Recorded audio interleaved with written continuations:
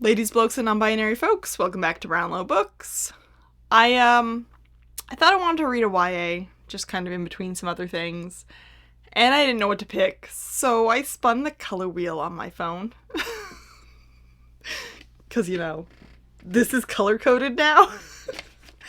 So yes, I spun the wheel. It ended up on like a deep purple, and so I read "You Should See Me in a Crown" by Leah Johnson. It is a YA Reese Book Club pick, whatever. I think this book, I feel like at some point I knew what this book was about, but when I picked it up, I went, oh, I didn't realize. I didn't realize. I was like, I'm just picking up a little book. Like, it's about, a black girl wanting to be prom queen, right? It's more than that, okay? Liz, she is black, but she's also queer. And I feel like I did not know that, or else I probably would have picked this up sooner. Not gonna lie. That kind of intersectionality is... yes. So, basically, Liz is trying to get into this college that her dead mother went to, and she has dreams of going to, but they don't offer her the scholarship she needs to go there. She is poor, she cannot go without it. And then she remembers that prom king and queen at her school get scholarship. They get scholarship money when they win. So she signs up to try to win prom queen. Pretty simple, right? Yeah. I don't get it. I don't get the whole insane prom thing. I graduated in 2003. We did not have prom kings and queens. Like, I was part of something called a double cohort. They eliminated the grade 13 in our area at the same time that I was graduating grade 13. So we had the 13, the 12 graduating together. So we had like a doubly large class. It was shit to try to get into college and university, but our prom was very big. So, I don't get it though, because we don't do that shit. And like, this school has like all these events you have to do to like get points to be considered part of what could become the prom court. And I'm like, is this actually what it's like in the US?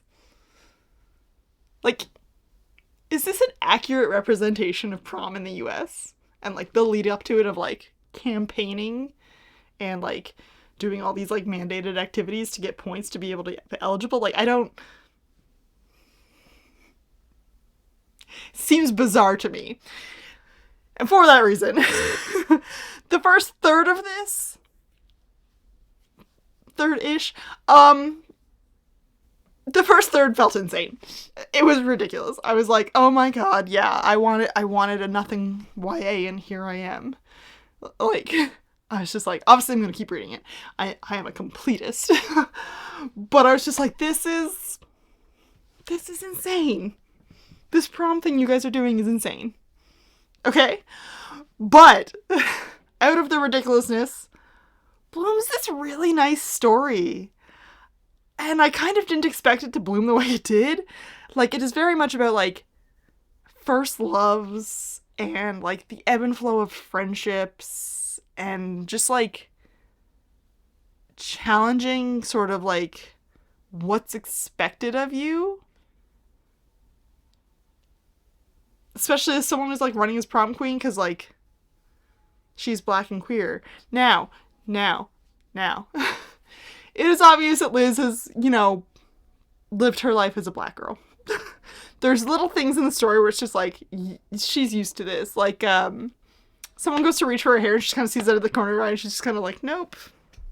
And it's just, like, these little things that she does to kind of, like, protect herself as a black girl. It's just immediately, like... you have lived experiences. Where we don't have those lived experiences is her queerness. She's not in, but nor is she out. So, like, it's just kind of it's nobody's business, but I never really date. Nobody really knows except, like, her best friends. And so, like, the sort of expectations of what is and isn't a prom queen, because, like, this is Indiana. Small town, Indiana. I should probably clarify that. And so like they have rules who you can go to prom with, and it's just like, fucking what? I thought it was 2020, bitch. This takes place in 2020. Sure it does. Yeah, so there's kind of these expectations and like what she can and will not tell people kind of thing. And then of course there's a mean girl. Mean girls do things, right? I was bullied in high school. I know mean girls do things. So yeah, it's very much, I thought it was ridiculous for a while, and then it bloomed into this really lovely thing, and like the challenging of expectations, and some really cool shit happens, and some really not cool shit happens, but it's YA, so ultimately it's like pretty low stakes if you're an adult. You're just kind of like, yep. That being said, don't fucking out people. Just fucking don't. Alright? Like, don't do that. Don't be shitty. So yeah, I ended up really liking it. It's been sitting on my shelf for a while. I just kind of didn't expect what I was gonna be getting out of this. I didn't really know all the minutiae of it. I will say I love Mac. I love Mac a lot.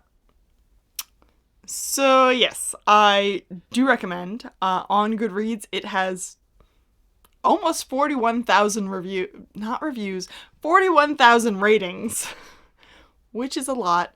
I mean, it comes out to 4.09 stars. So it's a solid 4-star read, and like that's exactly where I would place it, as like a 4-star. I enjoyed it a lot. I'm obviously not the target audience, it's a YA, but I enjoyed reading it. I read it fairly quickly. I enjoyed the little ride it took me on, even if some of it did seem a little ridiculous and extra. Like, I don't care. I don't care about that kind of stuff in YA. It's supposed to be. I remember a little bit of what it's like to be a teenager. No.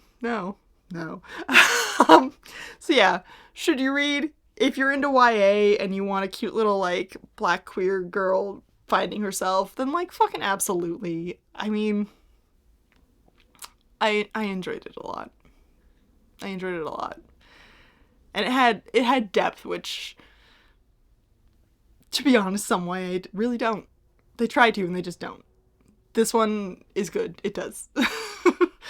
So I'll leave it at that. Thanks for hanging out. I will see you around next time.